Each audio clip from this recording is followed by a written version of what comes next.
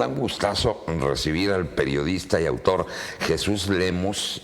Bueno, entre otras cosas, algunas de sus publicaciones es La Guerra del Litio, pero en esta ocasión vamos a platicar sobre el Mayo Zambada y su vida, ¿no? Lo que ha sido y cómo están ahorita las cosas. Jesús, buenos días, bienvenido, ¿cómo estás? Ahí está. ¿Nos escuchas, Jesús? ¿Nos escuchas, Jesús? Buenos días. Creo que no nos está escuchando Jesús. Ahorita en unos minutitos que nos avisen. ¿Nos escuchas, Jesús? Estamos teniendo un problemita para comunicarnos, pero mire, le comentamos un poquito. Jesús es un periodista de investigación y la verdad ha puesto sobre la mesa temas muy candentes, muchos de ellos relacionados con el tema del narcotráfico. Veamos su libro de La Guerra del Litio, toda esta gente que estaba pues involucrada, políticos y mucha gente. Trabajo, Jesús, la verdad, que desmenuza, pero cada detallito que a lo mejor en algún momento podríamos tener alguna duda. Y si la tenemos con Jesús, con estas escrituras que él tiene, con todos estos de los libros, de verdad que ha puesto sobre la mesa temas y datos que a veces no nos imaginamos pues que se pueden miedo, conseguir. ¿No? Ajá. Queda bien. Ya lo tenemos listo. Jesús, ¿nos escuchas? Buenos días. No, sigue habiendo por ahí algún problema ahorita de audio. Que podamos conectarnos, que nos escuche Jesús, la verdad sí quisiera preguntarle principalmente el hecho de que la estrategia legal que está utilizando el Mayo Zambada respecto al primero decir no culpable y de repente da este giro y dice me declaro culpable, sí hay muchas personas involucradas, no menciono quiénes, pero me declaro culpable. O sea, ¿cuáles son las repercusiones y toda esta estrategia que se está haciendo? Porque no nada más es decir, pues siempre no voy a decir que soy ¿quién inocente. Ajá. Y ahora sí me voy a declarar culpable. ¿Qué es lo que ha atrás, sucedido? ¿No? Como para que llegara el Mayo Zambada después de tantísimos años y de tantos capos que han capturado 35 y que a años. él no. Y que ahorita en este momento haya sucedido eso. Y la pregunta millonaria, ¿dónde quedó el dinero? Y la otra pregunta que no nos han contestado todavía y que no hay una versión real es cómo llegó. O sea, cómo le hicieron. Es cierta la versión de que lo engañaron. O sea, hay tantas cosas ahí. A ver, vamos viendo. Jesús, ¿nos escuchas? Yo creo que nos deberíamos ir a otra cosa en lo que arreglamos esto para ya poder más adelante tener la oportunidad dejarle a Jesús el tema, ¿no? De platicar. Vamos a hablar, fíjense, hay enfermedades, vamos a platicar. Sí, vamos a cambiar de tema. Sí, vamos a cambiar un poquito de tema. O hablamos de esto está bien interesante. Enfermedades. Las enfermedades raras de origen genético que a veces desconocemos. ¿Sabes qué? Fíjate, he sabido de gente cercana, por ejemplo, que tardan a veces años en diagnosticarte enfermedades y que resulta luego que era algo genético. O sea, y que de pronto sacas, ya está, perfecto, muy bien. No, Jesús. los mato. No a ti, Jesús, no a ti, Jesús. Jesús, buenos días, ¿cómo estás? ¿Qué tal? Qué gusto saludarlos, buenos días. Aquí con el gusto de estar con ustedes. Aquí muy contentos, a punto de colgar a varios, pero Jesús, platiquemos un poquito. Cuéntanos, ¿por dónde iniciaría una historia tuya del Mayo Zambada? Bueno, yo conozco historias del Mayo Zambada hace mucho tiempo, lo he seguido mucho, y una de las historias que más resaltan de cómo era el Mayo Zambada, pues hay que recordar que fue el que compró a Felipe Calderón por un monto de $20 millones para colocar en esa posición, para pedirle que le dejara la posición de la Secretaría de Seguridad Pública a Genaro García Luna, que Genaro García Luna pues era un gran socio del cártel de Sinaloa, porque hay que recordar que García Luna en el 2001 había ayudado ya al cártel de Sinaloa para que el Chapo Guzmán saliera de la cárcel por la puerta principal. En aquel tiempo, Genaro García Luna era titular de la Agencia Federal de Investigaciones en el gobierno de Vicente Fox, y por eso venía una buena relación. Y yo tengo la historia muy clara porque en la cárcel yo conocí y estuve con Sergio Enrique Villarreal Barragán, y con él, escuchándolo de su viva voz, me platicó cómo en una ocasión en el Mayo Zambada se reunió con Arturo Beltrán Leiva allá en Culiacán pactaron un acuerdo de hacer una vaquita, una alcancía, una bolsa económica entre el cártel de los Beltrán Leiva y el cártel de Sinaloa, para con ello llegar a ofrecerle al presidente, entonces electo presidente Felipe Calderón, para que en la Secretaría de Seguridad Pública colocara a Genaro García Luna, que como siempre lo vieron desde el cártel de Sinaloa, era un socio infalible. Entonces, historias como esas vamos a encontrar de García Luna muchísimas a lo largo de su vida criminal, y por eso es que, dando el contexto de esto, hay que señalar que sí tiene mucho sentido lo que dice el propio Mayo Zambada, lo que dice Mayo Zambada allá en el juicio en Estados Unidos, de que él sobornó a policías, a políticos y militares. Exacto. Ahora, estábamos por aquí cuestionando algunas cosas, ¿no? Sí, Jesús, porque tenemos estas intrigas, ¿no? Digo, después de tantísimos años que han sido capturados muchos capos de narcotráfico, ahorita ya con esta detención del Mayo Zambada, ¿qué repercusiones o qué implicaciones legales tiene este acuerdo de que de repente no soy culpable y ahorita sí me declaro culpable y señalo a muchos, pero realmente no señalo a nadie? ¿Cómo es que se está llevando todo esto? Bueno, tiene una gran repercusión legal, porque de entrada, una vez que el Mayo Zambada se declaró primero inocente de los cargos que le acusaban y después dice que se reconoce culpable, es decir, cambia su versión, eso invalida legalmente el acuerdo que pudiera tener con Estados Unidos por un solo hecho. Estados Unidos no puede hacer un trato con alguien que miente. Y aquí ya está el antecedente de que el Mayo Zambada mintió porque al principio decía que era inocente y luego resulta que se dice que es culpable. En algún momento de ello mintió, y ello simplemente es una invalidez ética para el proceso legal que está llevando a cabo el gobierno de Estados Unidos con el Mayo Zambada, a acogerlo como testigo protegido, porque fíjate que hay un principio básico en esos acuerdos que establece el gobierno de Estados Unidos con criminales, y el acuerdo básico es que el criminal no mienta, porque sus testimonios van a ser base fundamental, van a ser pruebas testimoniales de la parte de un proceso legal.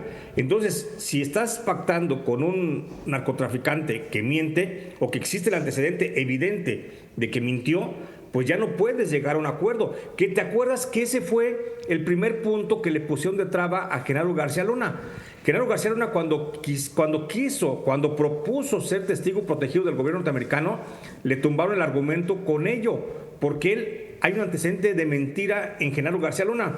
Genaro García Luna, cuando ingresó a Estados Unidos, le preguntó al agente migratorio que si había en algún momento cometido delitos contra el gobierno norteamericano o contra el pueblo de Estados Unidos, y dijo García Luna que no, a sabiendas de que García Luna era parte de una empresa criminal que llevaba cocaína hacia Estados Unidos.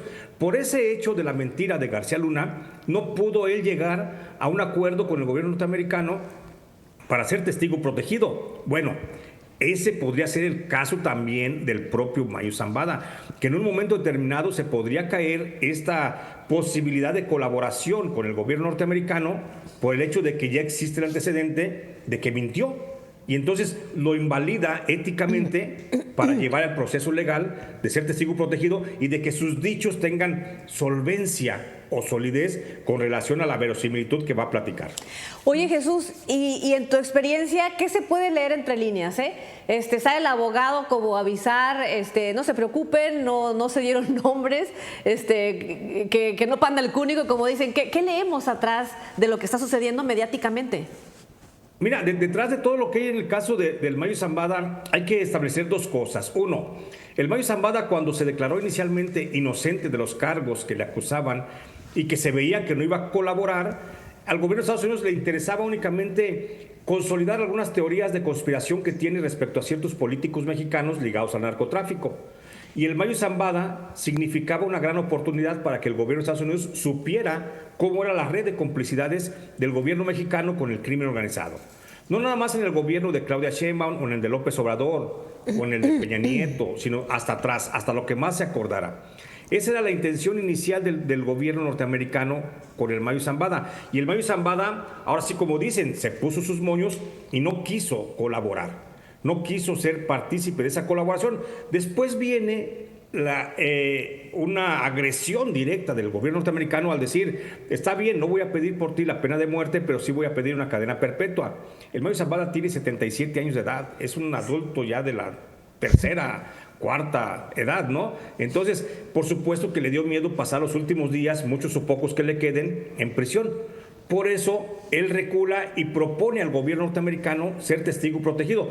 Pero ya el gobierno norteamericano no lo quiso como testigo protegido. Después se abre una ventana de oportunidad para el gobierno norteamericano y para el Mayo Zambada, cuando Ovidio Guzmán les puso en la mesa al gobierno norteamericano a Nicolás Maduro, porque Ovidio Guzmán les dijo que Nicolás Maduro era el líder del Cártel de los Soles y que el Cártel de los Soles era el que suministraba de cocaína a todos los grandes cárteles en México. Esta versión, que es muy apetitosa para el gobierno norteamericano porque con base en la seguridad regional y en el combate al narcotráfico, significaría apropiarse de las riquezas de Venezuela. Venezuela es rico en minerales, en petróleo, en gas, en agua, en bosques. Entonces, esa ambición al gobierno norteamericano, al presidente Donald Trump, le llama mucho la atención y entonces cuando ve la posibilidad de decir, en aras del narcotráfico, voy a invadir a Venezuela. Por eso vemos a Ovidio que se beneficia increíblemente con esa postura y a Ovidio le dan la residencia para sus familiares, le respetan su fortuna, lo dejan en libertad, etcétera. Viendo esa oportunidad, el Mayo Zambada dice, yo también conozco acciones de Maduro y platica lo que sabe de la relación que tenía el cártel de Sinaloa con Maduro y con el Cártel de los Soles y con Venezuela, y eso fortalece el expediente que tiene el gobierno norteamericano al respecto de Maduro. Por eso el gobierno norteamericano, después de que lo había desechado al Mayo Zambada como testigo protegido, termina finalmente abrazándolo y dice, sí es cierto, vamos a platicar, vamos a negociar. Digo, es una ventana de oportunidad para el Mayo, como para el gobierno norteamericano, para ir y fortalecer ese expediente en contra de Nicolás Maduro, que a final de cuentas sabemos, no es el narcotráfico por lo que va el gobierno del presidente Donald Trump, va por las riquezas de Venezuela, por el petróleo, por todo lo que significa en soberanía energética para el gobierno norteamericano. Y ahí es donde el Mayo queda en medio de este entramado, y por eso entendemos, el Mayo no va a contar historias de narcotraficantes. A Estados Unidos no le interesa si Andrés Manuel López Obrador se coludió con el narco, si Adán Augusto López Hernández, si Rubén Rocha Moya, si la gobernadora María del Pilar. No le interesa al gobierno de Estados Unidos, lo saben perfectamente bien. Ellos saben quiénes son los bandidos y quiénes son los miembros de los cárteles de las drogas que están asociados con el gobierno. A Estados Unidos le interesa, en el caso del Mayo, todo lo que pueda deposar sobre la vida criminal de Nicolás Maduro. Jesús, necesitamos mucho tiempo contigo porque, por ejemplo, estas declaratorias de culpabilidad, ¿qué presión política podría tener contra los funcionarios mexicanos? Y también el tema de los 15 millones que se hablan, realmente, ¿qué tan viable es esa recuperación y para quién podría ser?